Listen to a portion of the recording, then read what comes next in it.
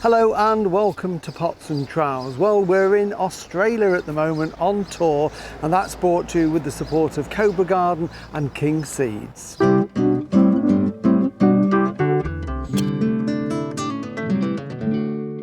Hello and welcome to Pots and Trowels. Well, we're in South Australia at the moment on tour, and we're in the Barossa region, which is famous of course for its vineyards and delicious red wine, which we've felt we've needed to taste just a little bit of. We've also stumbled across the Barossa Nursery and its award-winning garden centre. So I'm inside looking at these amazing houseplants at the moment. We're going to pop outside, catch up with Daniel, who's going to give me a bit of a guided tour.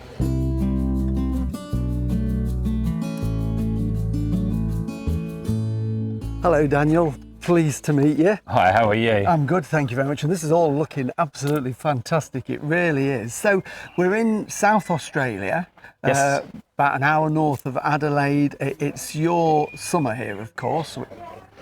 Harsh winter back in England. Where it's definitely coming into our summer. We get some very hot, dry summers here, where we can get well up over 40 degrees for days on end. Right. Which can provide some challenges gardening here in South Australia. Yeah. But yeah, people still love their gardens. It's so good to have that greenery around you. Absolutely. And what about the winter? How cold do your winters get? We also get the extremes. We get the heavy frosts in winter here too, which don't do any damage to our grapevines, which is what the Barossa Valley is famous for, with our fantastic, especially red wines.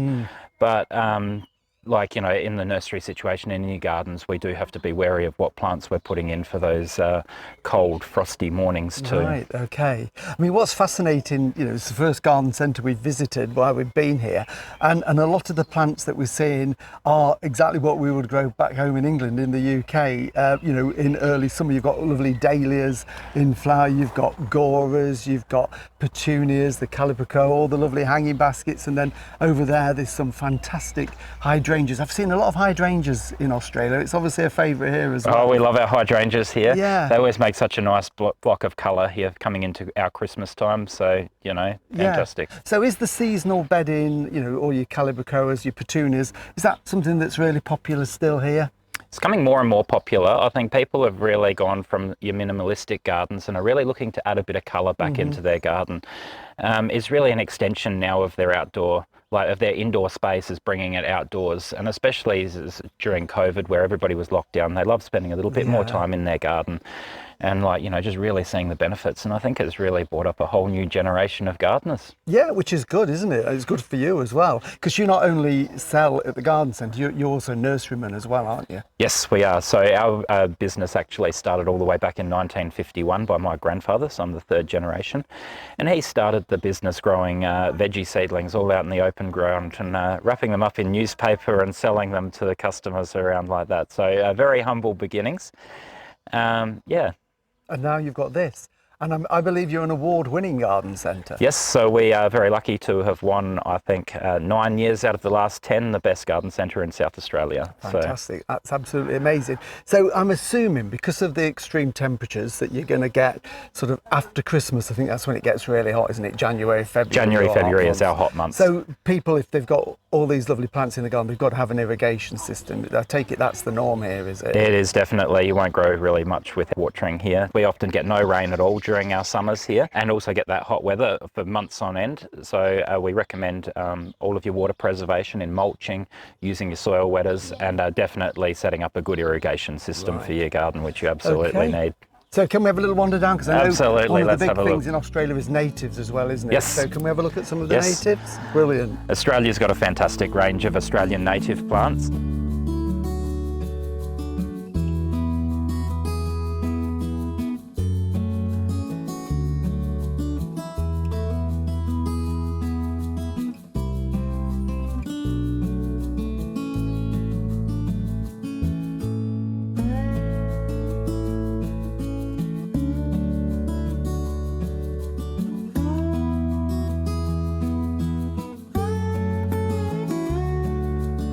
So these are just some of the natives you grow? Because there's a huge amount of native plants, obviously, from Australia, isn't there? Absolutely. Australia's got some of the most spectacular Yeah. wildflowers on the face of the earth, and some that are very unique to our continent here. Yeah.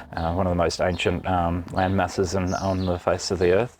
Yeah, and get some amazing colours and some new hybridised varieties. So, you know, we're very lucky here in Australia. Absolutely. So what do we got here? So these are a range of grevilleas, which Yeah. is one of our biggest selling native plants here in Australia, and they come in such a range of colours, everything from whites, oranges, yellows, pinks, everything. So, you know, great garden plant, from really low growing to yeah, some really big tall trees too. Yeah, I remember when I was an apprentice on a parks department, we used to grow them in the glasshouse, and I think that was, would it be Grevillea robusta? Yes. I think we used to grow as a foliage plant to use in the glasshouses. Yeah.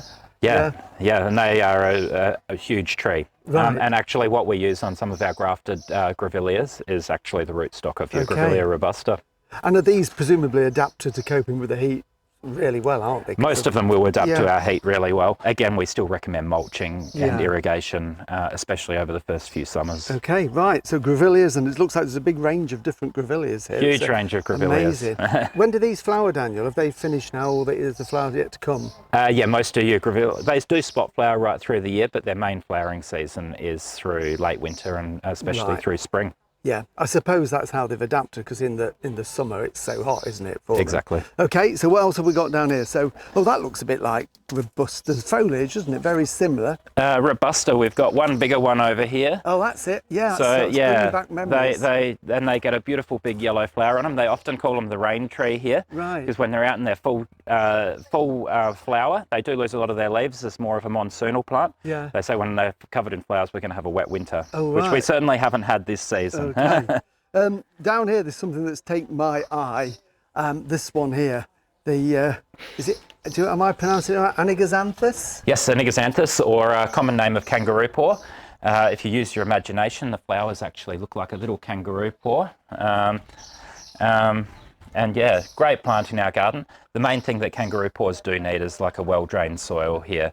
They're native to the Perth region, which is in the west, probably a couple of 1,000 kilometres west of us, and they are in very sandy, very poor soil, Right. but like us have hot, dry summers and the cold, wet winters. Yeah.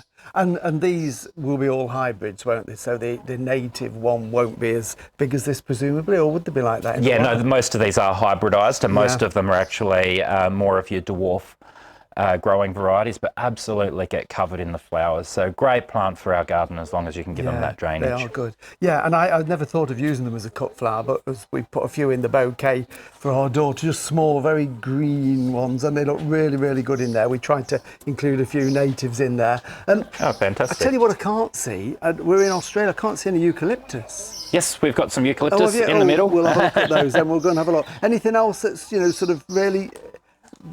I mean, I like the look of this one. I love coloured foliage. So I don't know, Brainia, is that also a native? It is a native. Yeah. Grows, can get hit a little bit with our frosts here, but great plant for our area. We've got plants for all different conditions here. Another one that always takes my interest are the little Eucalyptus next door. Grow up Right. around central Australia in some of the driest areas around. This one here, yeah. Yeah, and like I was up there a few years ago in central Australia where they're so hot and dry, and literally as far as the eye can see, you've got covered with these little Eucalyptus. Fantastic plant. Right, okay. Well, I need to see eucalyptus before I go, because everywhere you drive around this area, it's full of eucalyptus. Absolutely. So if we could pop and look at those, that would be great. Yeah, by all means, follow me.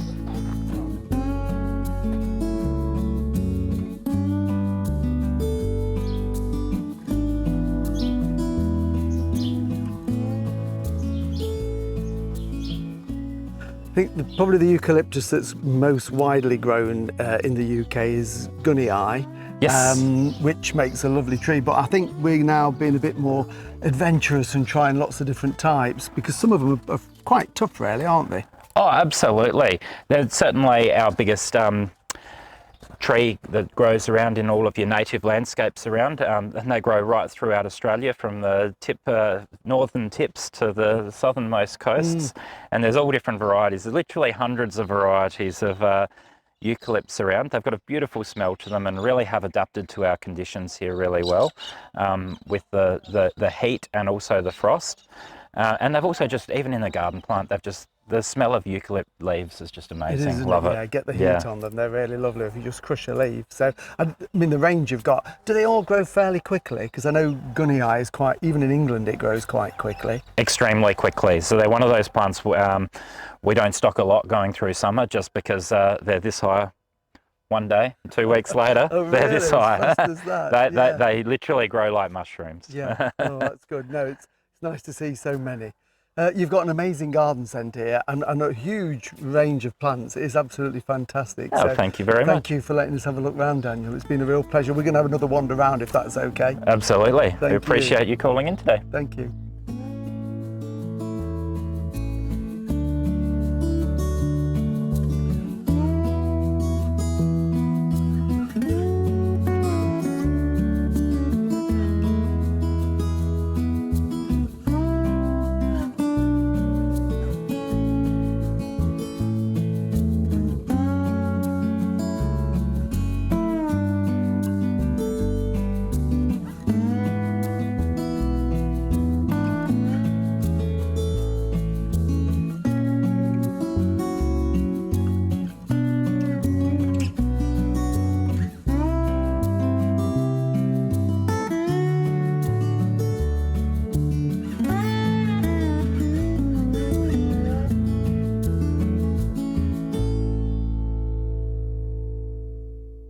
Well, thank you for watching Pots and Trowels, and don't forget all the videos we've done in the past you can get on YouTube, where you can subscribe for free. And thank you to Daniel for letting us come here to the Barossa Nursery and look round the garden centre that is full of amazing plants, many of which I don't know. So what I'm going to do now is go and explore, look at some of these plants, and if only I could take some home with me back to England, but sadly I can't. We'll be back again next week, so we'll see you then. Bye.